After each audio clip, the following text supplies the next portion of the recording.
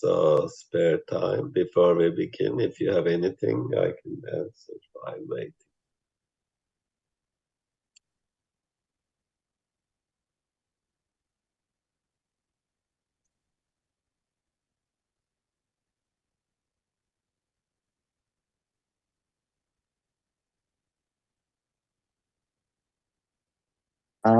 I've got one question.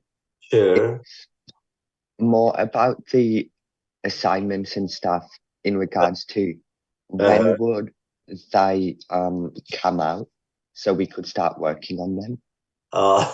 We haven't covered anything yet. So in the due course, I will make announcements, detailed announcements about every assessments when they are ready and when they are submitted. And 哇，怎么这样子的？ what's that, James? Yeah. Hello, how are you? Hi, good. How are you? So I'll make Hi. it, but I'll talk about briefly when we are making the introduction about the assessment structure in this unit. So I'll give more details then. James, you said you have the 8th edition, but across 8th and 9th edition, I believe the chapters should be very similar. I haven't checked them directly. I am teaching this unit for the first time, but the chapters should be consistent across the two versions, because last trimesters the same chapters and readings are used. Whatever textbook they available, they use that, so it should be consistent.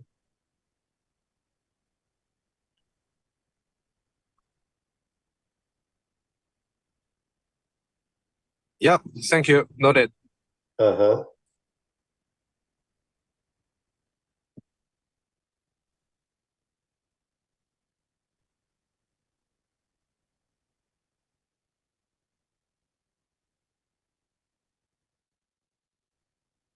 No, it's online, open book, but it's proctored.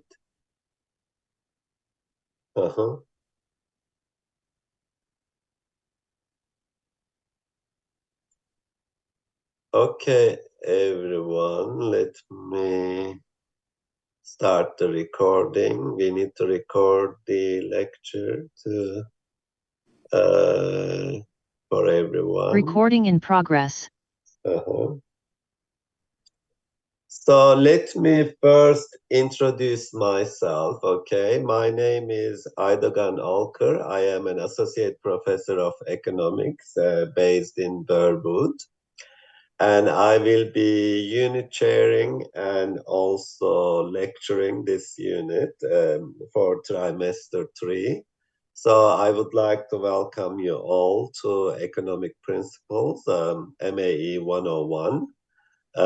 Okay, so before we begin, let me make sure that everyone can hear me clearly and also can see my shared screen, the lecture notes. Can you all confirm that? Yep. All good, right? Yep. Okay, so let's first talk about the structure of the unit, right? In this unit, we have 1-hour lectures every week where I will be mainly highlighting the main concepts, right? Explain the theory and intuition behind each of these concepts, highlighting the major concepts that we will cover, but obviously we only have 1 hour lecture for 11 weeks. In 11 hours, we cannot cover everything. So I will mainly highlight the topics, but you have to do the weekly schedules carefully in each week in terms of doing well in this unit. Okay, to supplement the lectures, we obviously will have detailed seminars. That's the new structure where we have 2-hour seminars each week, and we will mainly have the detailed numerical problems and also other discussion problems based on the concepts that we discuss in class.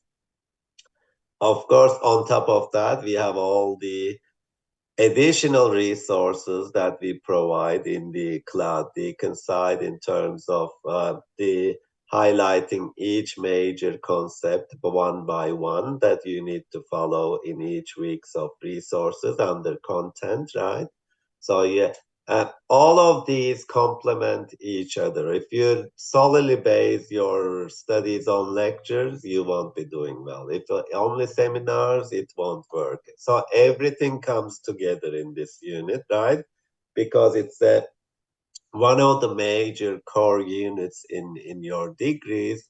So we have a very, very detailed Cloud Deacon site where you will have to bring everything together to do well. Okay, so all topics obviously cannot be covered in 1-hour class, but there are additional resources in your assigned reading, tutorials, and also the additional videos and so on that we provide. So, but on top of that, in bringing all these together, right? If you have any issues, we have, for example, consultation hours, and also we are readily available in the Cloud Deacon site for any questions that you might have. So please feel free to post anything that you might have related to the unit. So in terms of consultation hours, we have, as the unit chair and lecturer, I will hold online via Zoom consultation hours every Wednesday for the teaching weeks, right? From 1 p.m. to 2 p.m., starting from this week. And I believe Dr. Munir Al-Nabin, who will be your tutor and also the MindTap coordinator, we will talk about the MindTap shortly. And he has office hours or consultation hours between 10 a.m. and 11 a.m. on Mondays. Okay, so he already had the first one, and he has also informed me that he had some students already before we began the trimester, right? So that's good to know.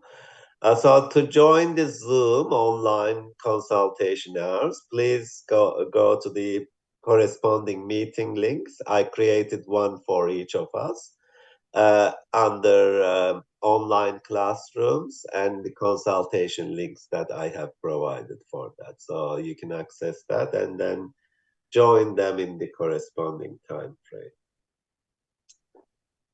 Okay, what is the assessment structure in this unit? So we have a problem-based written assignment, which is due 24th of December.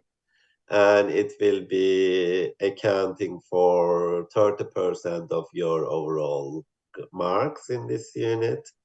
And then we have 6 online MindTap quizzes, right?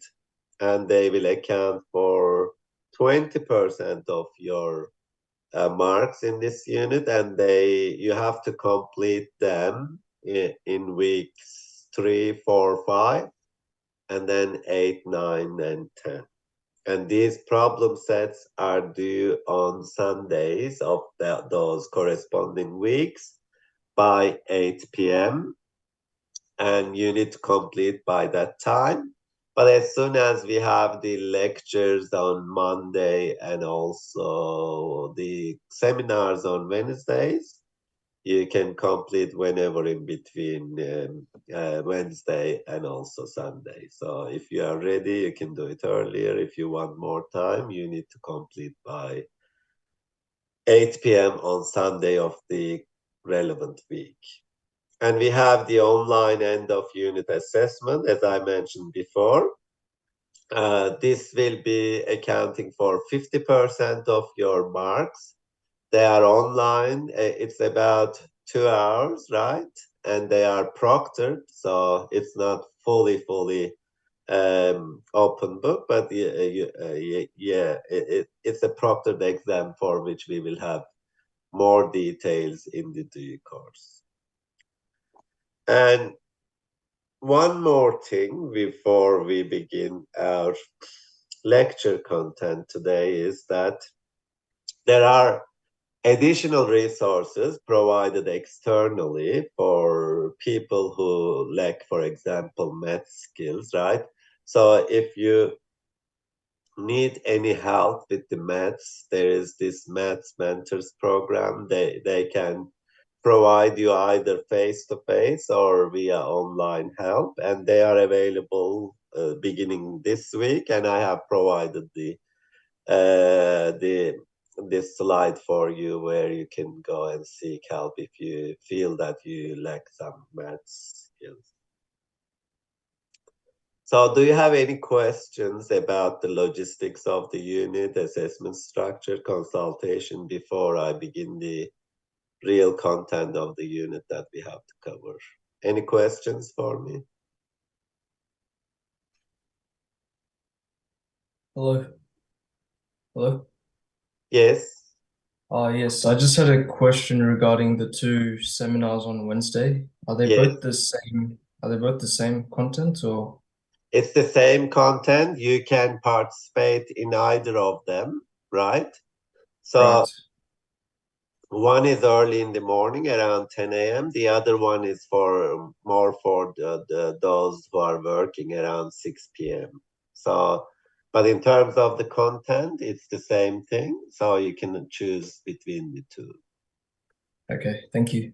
And in terms of participation, I would really encourage all students to participate either the lectures that we provide here or the tutorials that we provide on Wednesdays. So to be interactive and to feel the content, it's better to participate the scheduled activities. But if you can not make it at all, right? So we record both the lectures and the seminar so that you can do at a more convenient time for you. But personally, my suggestion would be to attend the live activities as much as you can. Okay.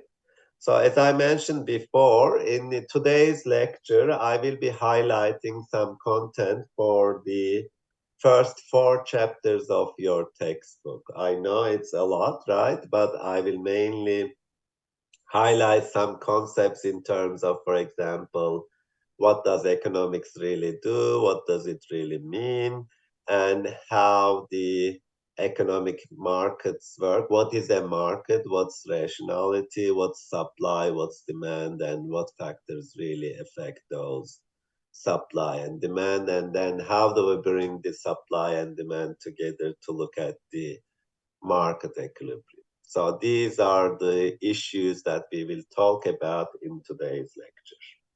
Okay, so if you have any clarifying questions or you want to ask something while I'm delivering the lecture, please feel free to stop me and then I will be happy to help your questions.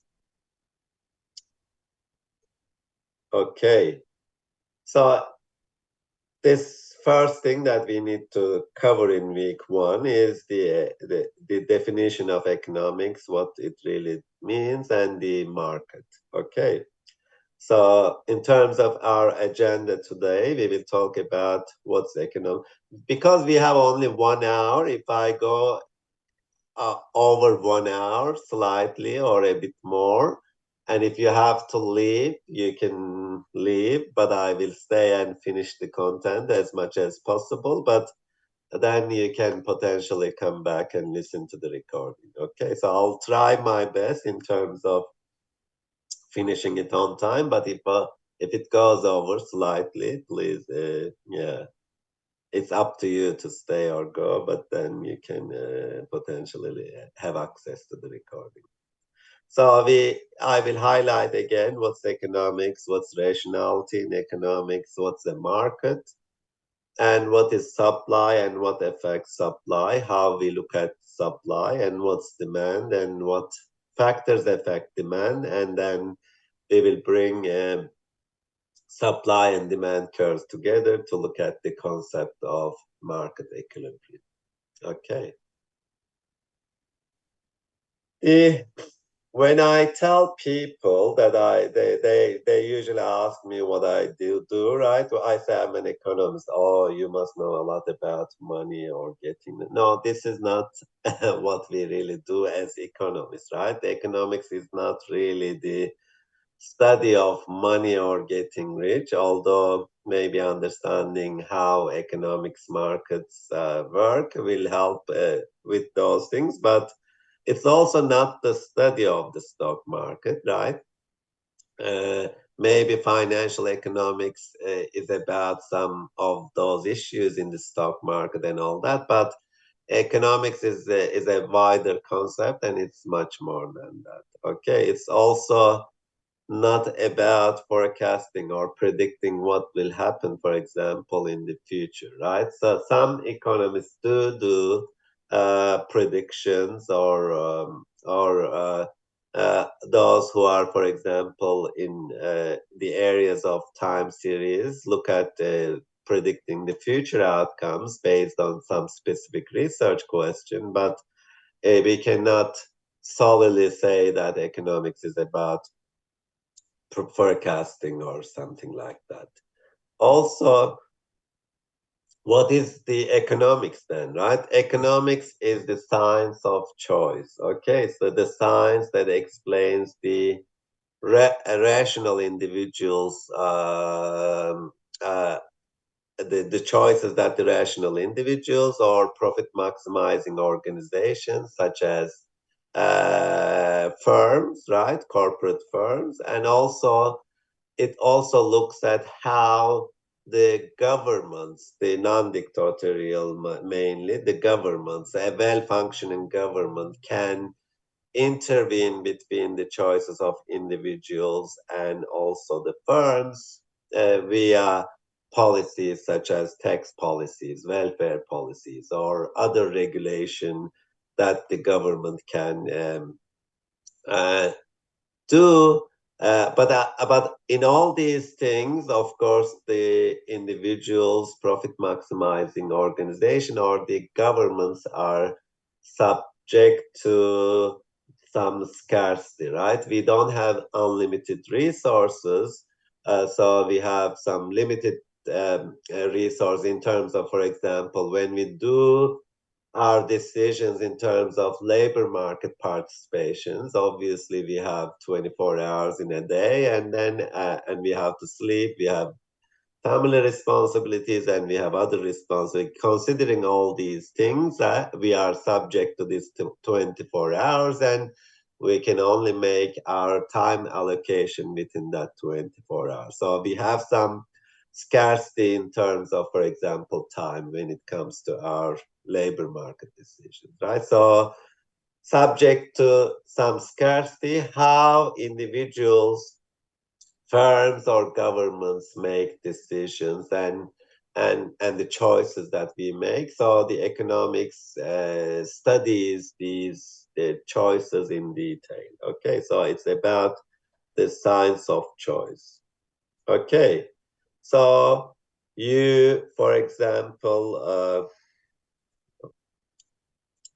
choose to get this higher education, right? Instead of buying, for example, a fancy car, right? You choose to investing your time in higher education.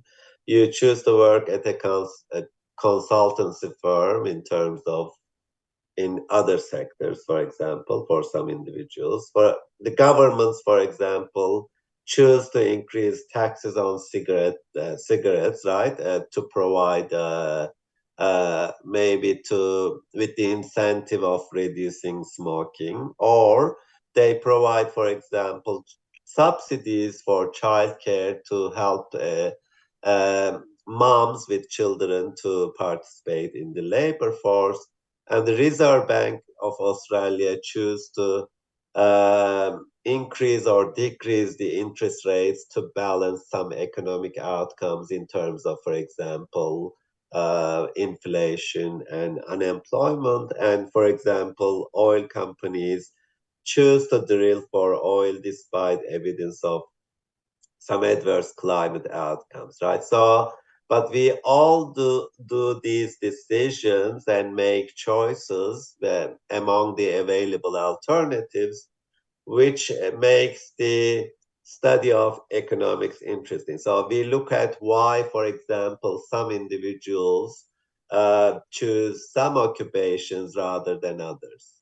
Why some firms invest in more technology than others, or why some firms locate in different regions. All of these are choices that firms, individuals, and government organizations make, and we study their behavior and understand how all of these decisions within specific economic markets work. Okay, so economics is also about understanding how different markets work. Okay, so we will talk about the concept of market later on, but it's a common term that we use in economics. So in general then, economists study how people, organizations, firms, and governments make these choices and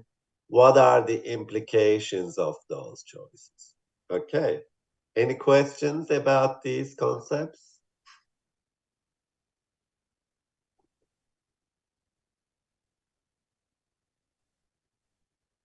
So in studying economics, then we need to remember two things about this. Okay, so making a choice because of unlimited wants with limited resources. So we have the problem of scarcity. We have limited resources, but we have unlimited desires and wants. We want to maximize, for example, our well-being as individuals, being subject to these scarcity problem. Okay, but in our choice, we have face trade-offs, right? If we want to spend a lot of time on leisure activities, then we face the trade-off of having limited time for working hours. Okay, if we work more, we have less leisure. If we have more leisure, then we have less time for working. So this is a trade-off that we face, right? Examples of trade-offs in reality. If we consume more, we save less. So there is a trade-off between saving and consumption. Working hours versus leisure time. Current consumption versus future consumption. If we consume more now, we have left less for future, right? So there is a trade-off between current versus future consumption. And then we have also trade-offs between, for example, tea and coffee producer. If we produce, uh, assuming that we have fixed land, right? If we produce more coffee in that fixed land, then we have less left for tea production. Okay, so all of these then relate to the concept of trade-offs, right? For example, if you want to be more equal, right, you might be facing a trade-off in efficiency. You lose on the front of efficiency while you are becoming more equal. But if you want to be more efficient, then you might be losing on the front of equality, where you face these trade-offs, right? So in all of these things, then how should we balance our behavior in terms of uh, choosing the right outcome? What level of trade-off is the best for us? And that where the notion of optimization comes into, where given the trade-offs that we face, if as an individual, I would like to maximize maximize my utility or my well-being. Okay, so and then given the trade-offs that firms face, what do? They want to maximize their profits. So they have to balance their acts to optimize the outcomes that they are interested. And in the case of individuals, we are usually interested in maximizing our utility or well-being, but the firms want to maximize their profits. Okay, so but in our behavior, economics is not really ideological activism or anything like that. It's objective in the sense that it's data-driven optimization of scarce resources. We look at the cost and benefit of the outcomes, and then we act upon those outcomes if we believe that there is a benefit in that action that we want to take. So we want to be two-handed economists in the sense that we want to do the right thing given the available evidence.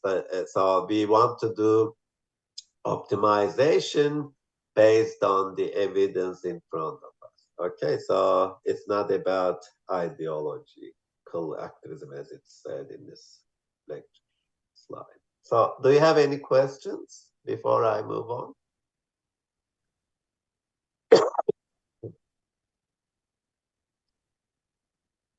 Questions? All good? Let's see if I have anything in the chat box. No. Okay. What else do we have? Let's move on. And in our maximization decisions, or as individuals, sorry, let me. My chat box is okay.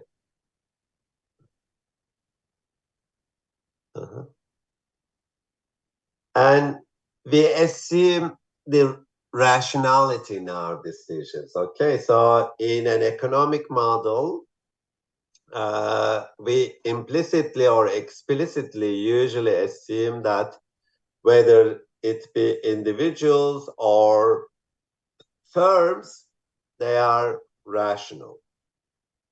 So what does that mean as rational is that as a consumer, we want to choose the outcomes which will maximize our utility. As a producer, we want to maximize. Yes, please. So as a producer or as a firm, an individual firm will maximize its profits. So if we have two alternatives in front of us, which is one is better than the other one in terms of our well-being or utility, rationality requires that we choose the one with the higher utility. As a firm, they have to choose the option with a higher profit outcome. Okay, so that is the assumption of rationality. If the firm is irrational, then it may go for the outcome which will provide less profits. But in all the future lectures and the content that we cover, rationality is an underlying assumption in our economic decisions. Okay, so as a government body, what should the government aim or do is that they will try to maximize the individual citizens' welfare or the social welfare, maximize the well-being of its citizens, right? So, and also making sure that they want to win the re-election, right? That might be an incentive for them to be re-elected. So that they will try to be as rational as possible in achieving such goals, right? So what is the goal of economics? Why do we have this study of economics? The ultimate goal of studying economics is, of course, to increase social welfare or human welfare, right? For example, decrease poverty and income inequality while increasing incomes, and help businesses create better quality of jobs for people, increase economic growth, reduce air pollution. So in studying the economic issues, of course, we want to achieve better outcomes in every dimension in terms of human welfare, social well-being, poverty, inequality, environmental quality, uh, providing better infrastructure in terms of roads, dams, universities, and the utilities that we face in terms of, for example, entertainment utilities and all that. So, and we also want to regulate the economic activity from the perspective of the governments, for example, to achieve better outcomes as a society, right? We want to achieve, for example, a good democracy, a well-functioning democracy with a good economic growth and so on. So, okay, so create public policies to improve the quality of life in general. Okay, so those are the motivations in our study of economic problems. But in that study, we need to look at specific markets maybe separately, right? There are so many economic markets that we can study individually, right? So there is a concept of market in economics. For example, we have Australian labor market for the young and the middle-aged and the female labor market. So we go specialize in these markets, right? The youth labor market is a different thing than, for example, middle-aged market and age labor market, and also female labor market might be also different depending on the nature of the industries that we are looking at. So then we need to describe this concept of market, right? It's an important concept in economics, and it goes back to Adam Smith's Wealth of Nations book, where he described the idea of free market, where individuals come together as buyers of sellers of specific goods, and they have an exchange of these goods and services in the specific market, in which an invisible hand, as if it's organizing the economic behavior. Okay, so the incentives of individuals in terms of whether maximizing individual utility or profit maximization leads to that invisible hand which organizes the economic activities or the exchanges that take place between the buyers and the sellers in the market. Okay, so that is the idea of the free market. The individuals are guided by self-interest in terms of maximizing well-being or profits, right? When we talk about individuals, they maximize their individual well-being, and the firms or sellers want to maximize their profit. And then given these self-interests, right, they interact in a free market, and they knowingly or unknowingly promote everyone's economic well-being. So this unintentionally promoting everyone's economic well-being, which leads to, for example, an efficient outcome in terms of the Pareto efficiency that we will talk about later on when it's a competitive market, right? If there is free entry, free exit, and it's a competitive market, we will later on see that these self-interested activities and the resulting exchanges between the sellers and the buyers leads to some efficient outcomes in terms of market equilibrium. So the market forces, the competition and the self-interest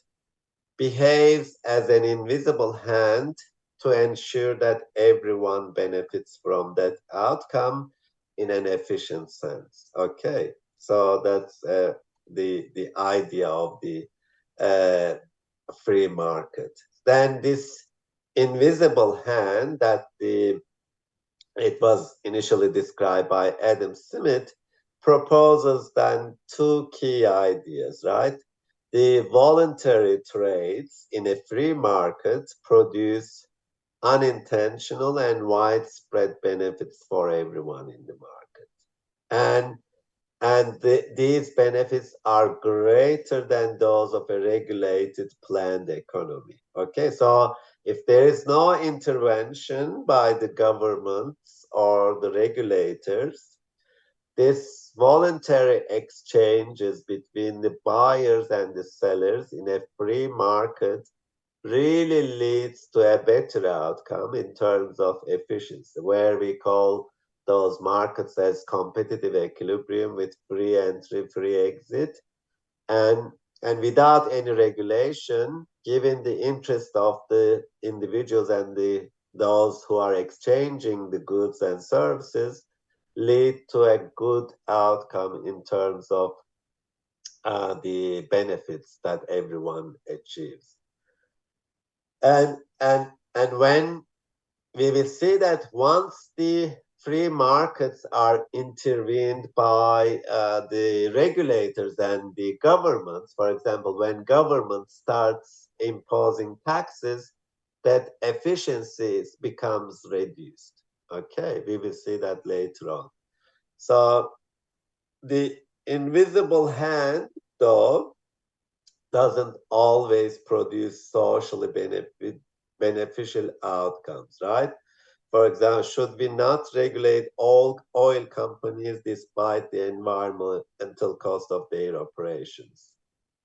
So those are some positive versus normative things. If there is a positive fact about something that, for example, some activity creates pollution, right? It's detrimental to the environment, of course, then the issue of regulating those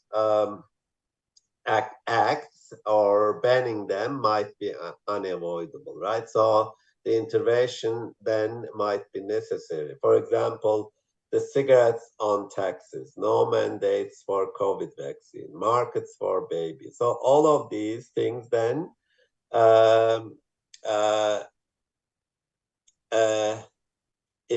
without intervention, those outcomes may not be socially beneficial. So, and that's why maybe in practice we have those regulations, right? Any questions before I move on? How is any feedback on my pace? Am I going too fast, too slow? How is it sounding? Excellent, that's good. Yeah, if you have any questions, please feel free to stop me anytime.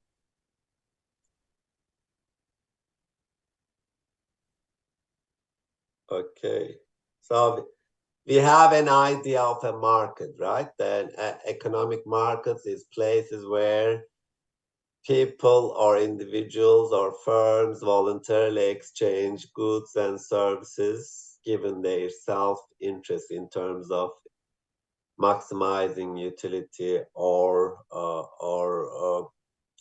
profits, right? And the competitive market. So we will mainly in this unit initially look at the competitive markets or perfectly competitive markets, but then we also describe some markets which is not as competitive. And we will, for example, look at the actions or profit maximization of a monopoly, for example. When there is only one seller in the market, such as, for example, water companies, right? When you look at the, I don't know where you all live, but in Melbourne, for example, if you are living in northern suburb, Yarra Valley Water is the only provider of water and you have to buy water from them. and that then reduces, or the metro provider, right? The metro company is only one that goes everywhere, and there is only one seller in the market, and that's the monopoly case. But if there are multiple buyers and sellers such that no individual buyer or seller has control over the market, which means they are small enough to affect the prices, then we call such markets as competitive markets. In competitive markets, there are multiple buyers and sellers. No individual buyer or seller is big enough to affect the prices. That means they are called as price takers. Okay, the prices are taken as given in the competitive markets.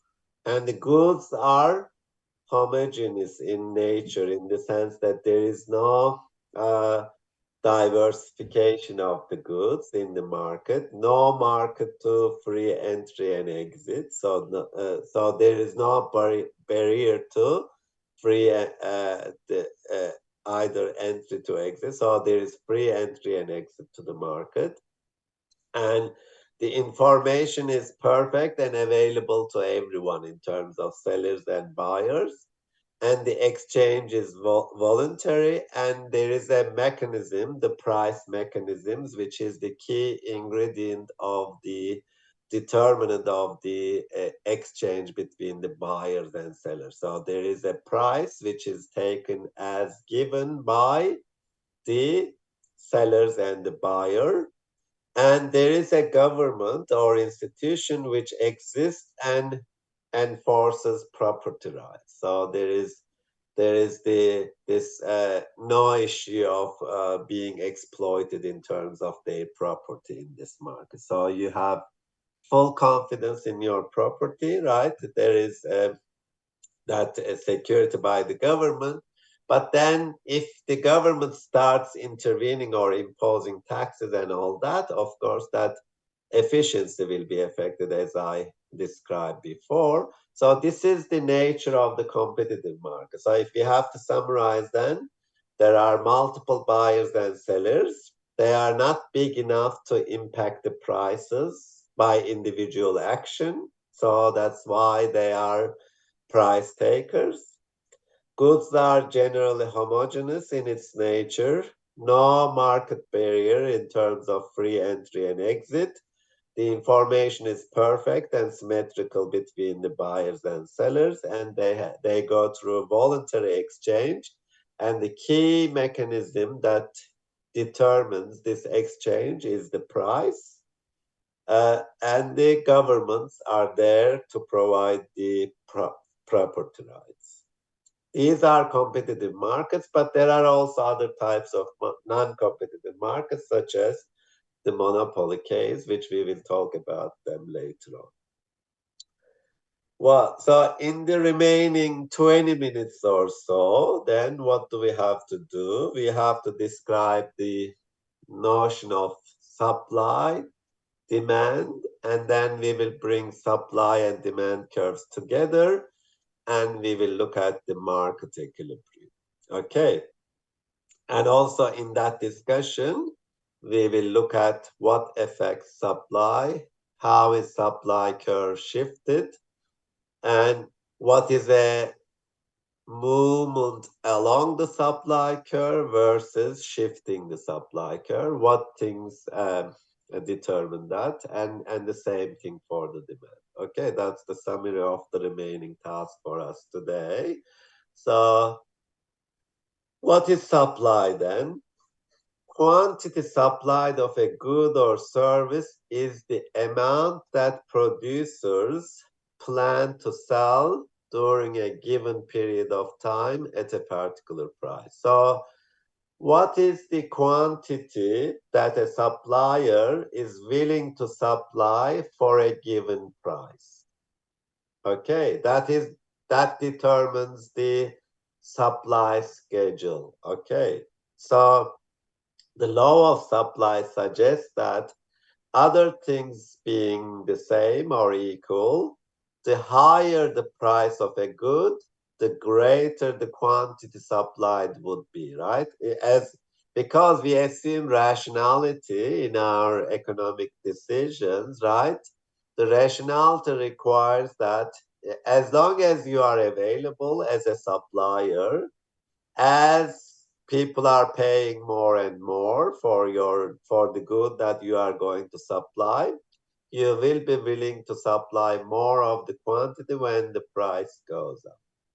Okay, the lower the price of a good, the smaller the quantity supply. So the supply curve then shows this relationship between the quantity supplied of a good and its price. And for example, at the price of $2, this supplier is supplying 20 units of good. At the price of 3, 30, and then 4, 40. Okay, as the price goes up, the quantity supplied would go up.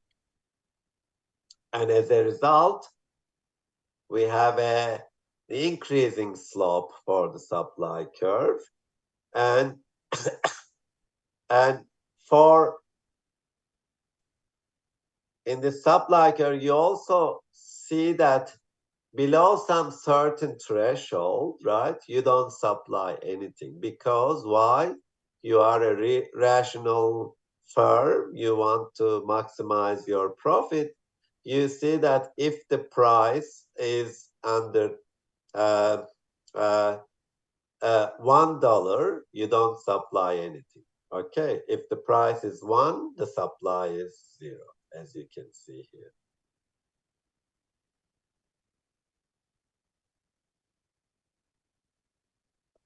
And what factors affect supply? 2 categories of changes in supply. So a movement along the supply curve means that there is a change, and this change leads to a change in the product itself. Okay, so if the price of the good that under consideration is changing, then that implies a movement along the supply curve. For example, as the price, for example, goes from 2 to 5 in this supply curve, the quantity supplied goes from 20 to 50, as you can see here, right? So there is a movement along the curve, and the price goes from 2 to 5. That means the quantity supplied goes from 20 to 50. So if the price of the good itself is changing and going from 2 to 5, that implies a movement along the supply curve, and the supply goes from 20 to 50. So but there are also other factors which might affect the supply of a good, but those are factors which are beyond the price of the product itself. If the relevant factor other than the price of the product changes, the supply curve then shifts to the left or to the right, right? So, and the other relevant factors, for example, if there is a substitute to the product that the supplier is selling, and that substitute product's price goes down, people will buy more of that substitute instead of the product that is under consideration.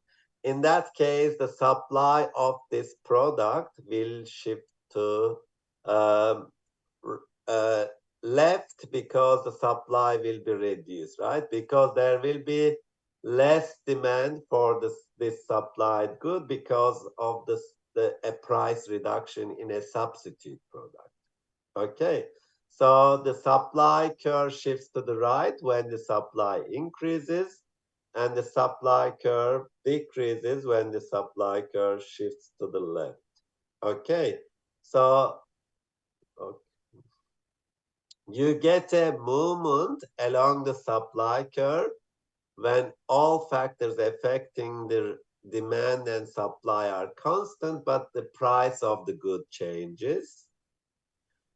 But you get a shift of the supply curve when any one of many factors affecting demand of supply changes. What factors, for example,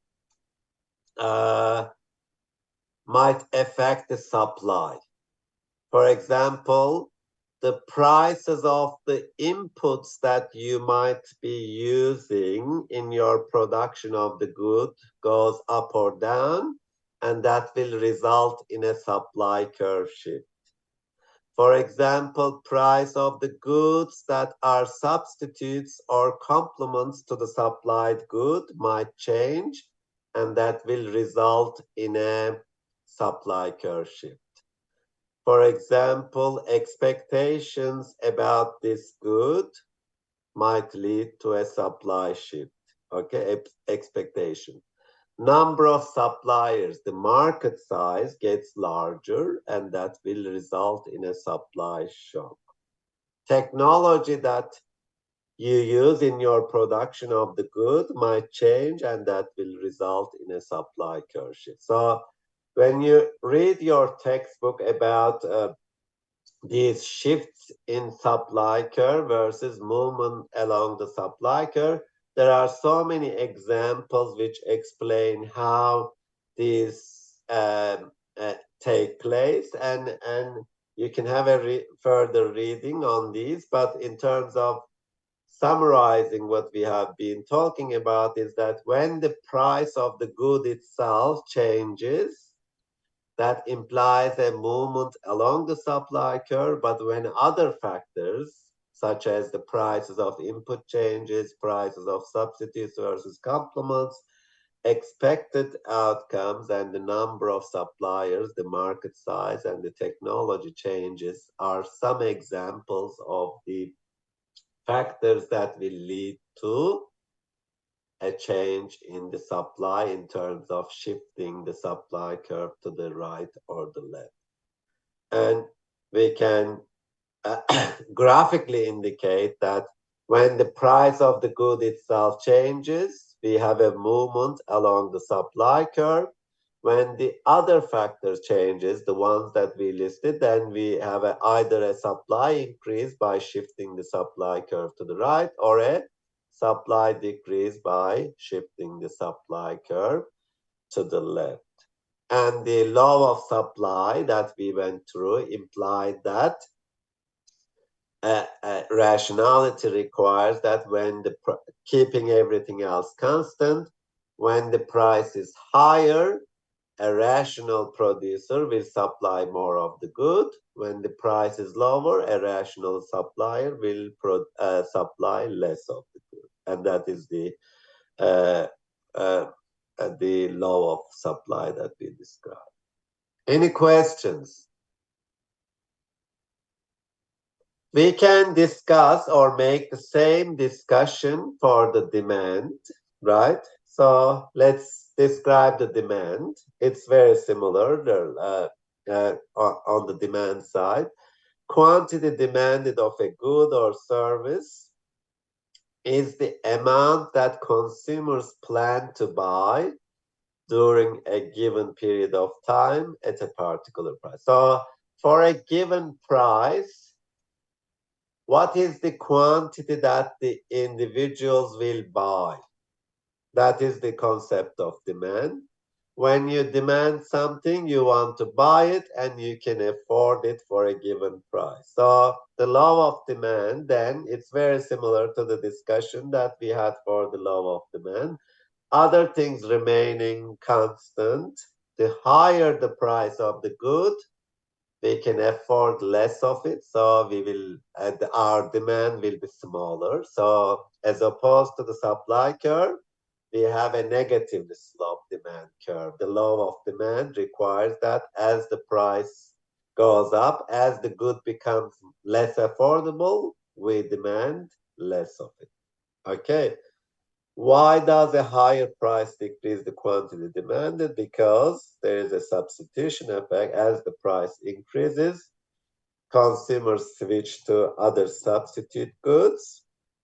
That is the substitution effect, but there is also income effect in the sense that as the price goes up, we reduce the consumption of the goods of services under consideration because they are becoming less affordable. So we can only buy less of it.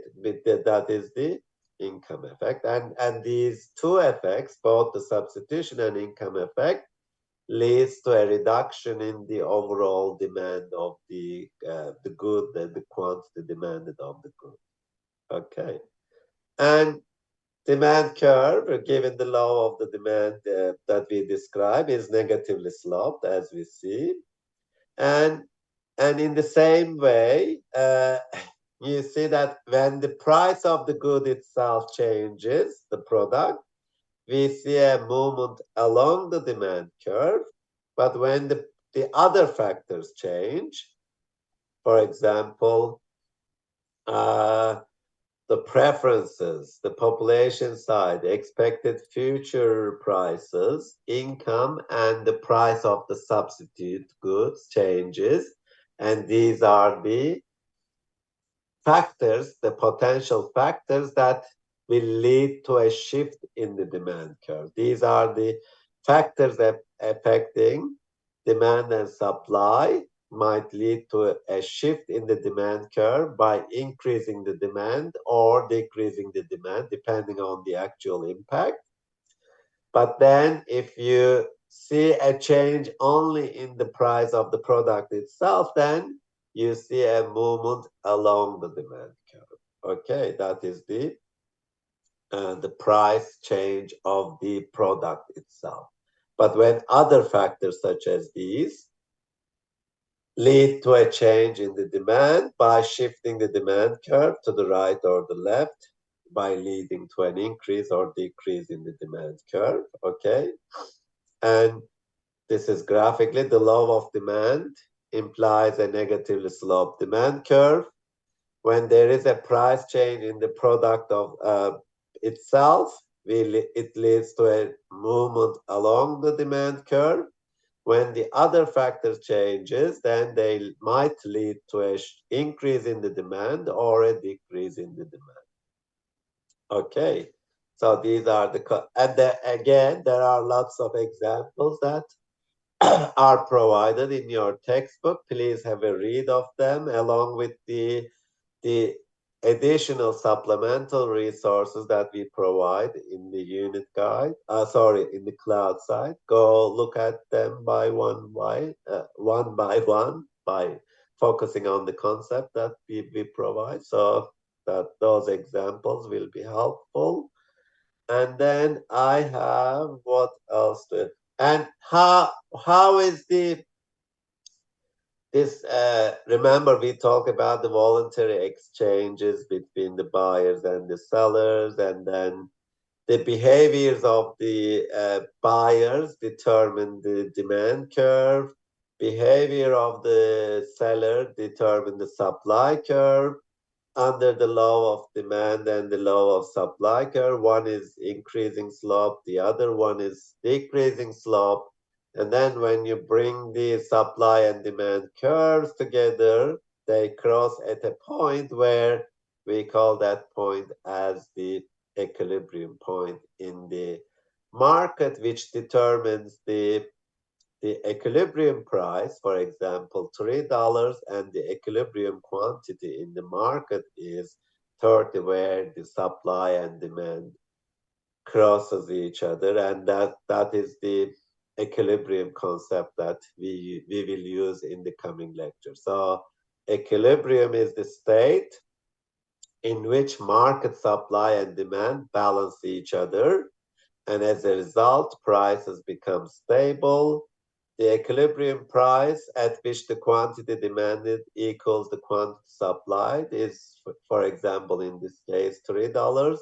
Equilibrium quantity is the quantity where supply and demand crosses each other at the equilibrium, the quantity bought and sold at the equilibrium price is the quantity, the equilibrium quantity. Okay, this is the notion of market equilibrium where supply and demand balances each other by crossing them at this point, which is the equilibrium state that we will talk about. And we will also later on talk about that in perfectly competitive markets, the ones that we described, the competitive markets, this outcome is efficient, okay?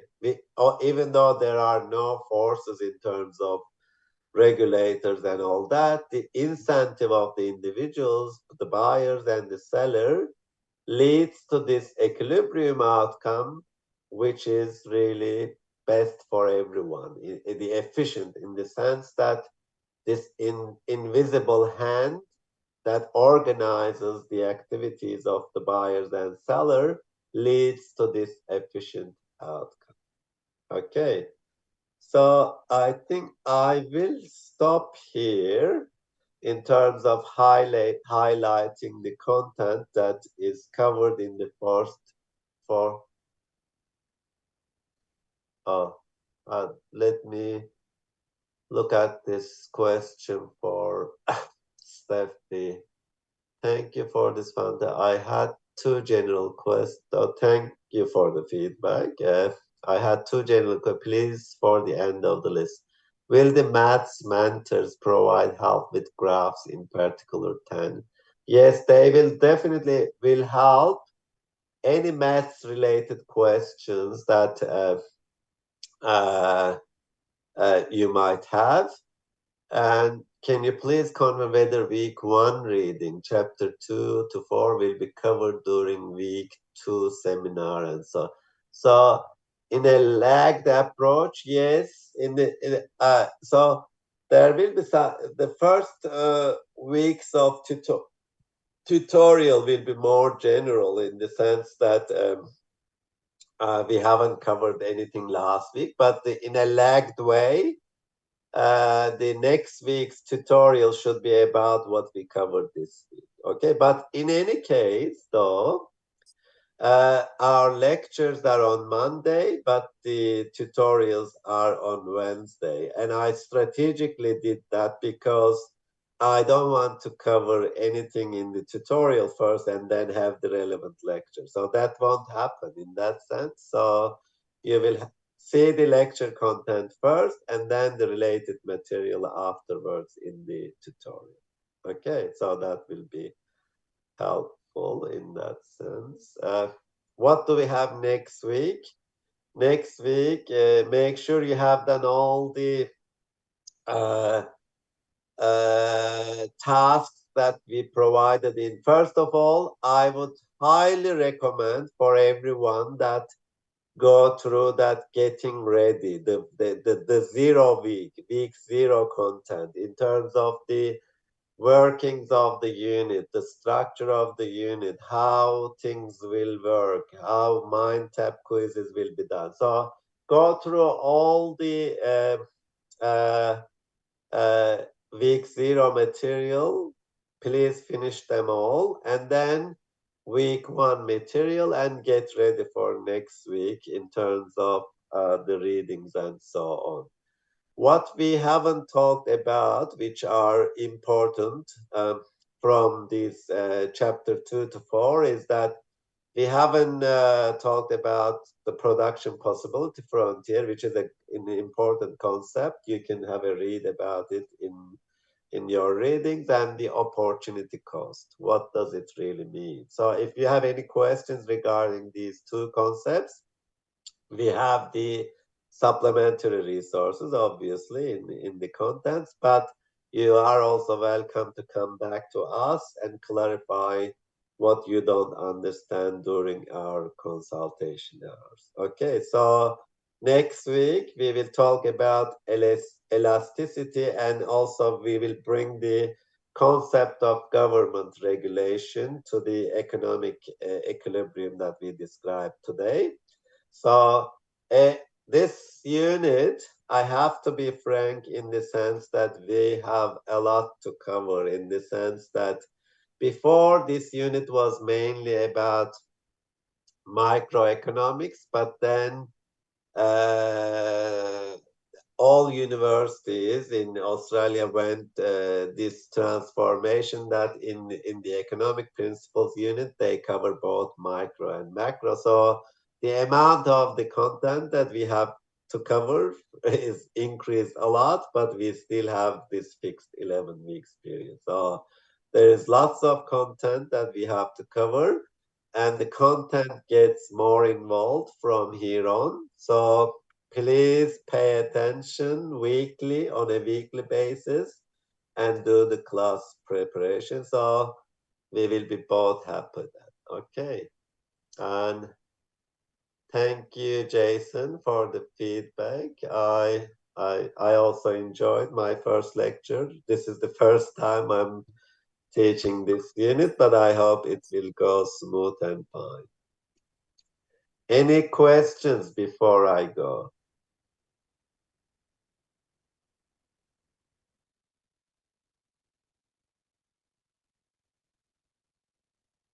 Yes, the free market is that there is free entry and exit. There is no barrier. There is no regulators. The main mechanism is that price is the key mechanism driving the outcome, the economic equilibrium, right? And individuals has just their self-interest, but nothing else. The individuals want to maximize their well-being. The sellers are trying to maximize their profit, but in the end, they reach an outcome in a perfect free market, is competitive market, is that it leads to a good outcome for everyone, which is efficient on the buyer's front and also on the seller's front. Okay.